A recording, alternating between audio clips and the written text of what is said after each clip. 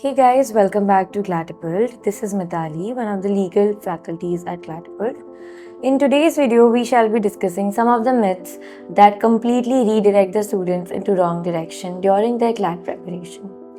One of the first myths is that maths is not an important section for the CLAT exam. A lot of students regularly ask me, should we just skip maths? Or is CLAT an exam that can be cleared without doing maths? This is very wrong. Even though maths is the smallest section in the whole paper, it probably comprises of 10 to 12 questions. It is one of the only sections that is completely foolproof in terms of accuracy. No matter how much you prepare or how many mock tests you give, CLAT is inherently an unpredictable exam. Whereas maths is one of the only sections where you can only solve a question if you believe that you are completely right. It is one of the most accurate sections. Now, every time you skip a question in the CLAT exam, you are essentially altering your next 5 years of life.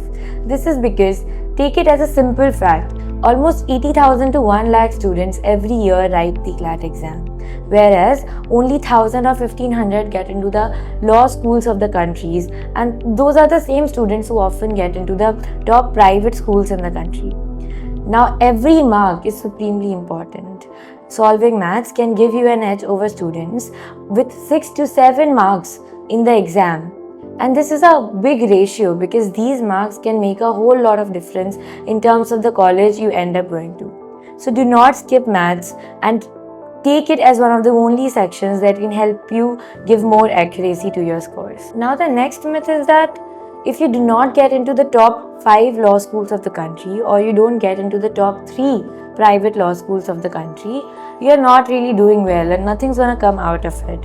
This is very wrong. I understand why this misconception exists among students because almost all coaching institutes vehemently advertise the top 5 law schools and the students who got into those law schools and also private law schools. However, this is very untrue. A lot of private schools like Symbiosis, Jindal have their separate entrance tests. But apart from that, there are other law schools in the country which are also worthy of going. One downside is that private institutes have huge batches and it is easier to get lost in these batches. For example, some colleges like Jindal and Symbiosis have a batch strength of over 200 students. Now this makes it very difficult to make your mark in law school and get the job that you want to perform well in a moot court competition. But a lot of students don't notice that apart from the top 5 law schools, almost all other law schools end up doing the same with their batch strength. The key is to make your mark no matter what type of batch or what is the strength of your batch. Also, in recent years, a lot of law schools apart from the top 5 law schools such as RGNUL Patiala, NLU Odisha, and GNLU are doing really well in terms of both job placements and also moot court competitions and other such activities. So do not get into stupid misconceptions floating around. Make your decision, do your research after completely getting right information from the right sources and then making your decision. Now the third misconception is that a lot of students end up taking CLAT because it is an easier exam to crack. I've heard a lot of students when asked why law telling me that they do not want to go for medical profession or engineering and they are very difficult to crack. So the exams like NEET, JEE Mains, etc. are very difficult to crack, so they end up going to law schools and end up writing CLAT because CLAT would be a much easier exam to crack. This is completely wrong. Just because you could not sign up to become an engineer or a good doctor does not mean you can end up being a good lawyer. Being a good lawyer not only requires a lot of skills, a lot of interpersonal skills, but also requires a lot of application of mind, using logic to your best and also using your mind to apply the law to the real-time facts of societies. It is not a backup option for students who could not clear medical entrance examinations or engineering entrance examinations. Also, one of the other misconceptions is that once you get into law school, you wouldn't have to do much. This is also related to our previous misconception that law is an easier exam to crack and an easier profession compared to medical profession or engineering profession.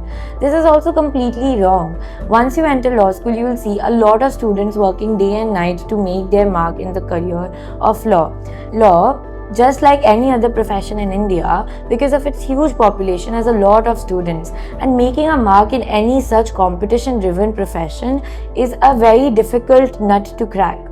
Law also requires a lot of interpersonal skills which need to be built over time, and it is definitely a slow process. So think twice if you're going for law solely because you have heard that it is easier to crack and it's not as difficult as NEET or JEE mains. Another very huge misconception that actually discourages a lot of students who are applying for CLAT exam is that it is very heavily based on where you come from or what's your background like. So if you're not a third or fourth generation law student, or if your family is not from law, then you are unlikely to be very good at this profession. This is also very wrong. Law, just like any other profession, requires only two things, that is hard work and consistency, and obviously a deep sense of interest. Now, a lot of students believe that if we are not coming from a good law family or families of judges or lawyers, we are not going to do well.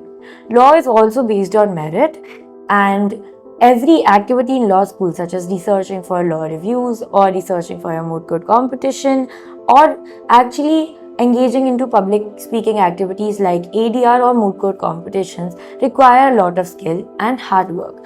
And now having a background might give you an edge, might give you a certain sense of privilege that you are already exposed to the things that others are new at, but this is definitely not going to be the only factor playing a role. I've seen a lot of students coming from really good families of lawyers and judges and not doing well in law school because they cannot put in hard work or consistency.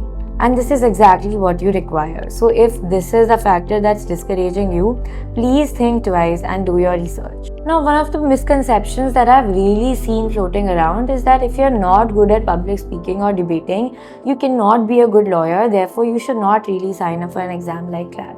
Again, this is completely wrong. This is because a lot of times I've seen lawyers really fail at their job when they have been really good debaters, because just having fancy arguments is not enough. A good lawyer needs to understand the client's case thoroughly, do a lot of research and have good research in argumentation, and also be able to negate the other side's arguments and their research by using your own research and case laws. Now, a lot of debaters don't do that. Debaters are good at creating creative arguments on the spot, whereas law is completely opposite. It requires a deep sense of research and factual arguments in order to succeed. Moreover, not all lawyers are litigators. Litigators are people who argue in a court of law and do require a certain level of public speaking skills. However, law, just like any other profession, has a lot of subspecializations. You can be a corporate lawyer, a competition law lawyer, or you can also be a capital markets lawyer. All of these do not require a lot of public speaking skills. They require you to do your due diligence, sit on a desk for countless of hours, and do a lot of research and work behind a desk. So, do not fall under this misconception that if you have not been good at debating or public speaking, you cannot be good at law.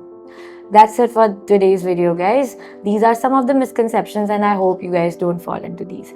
See you guys in the next video. Bye bye.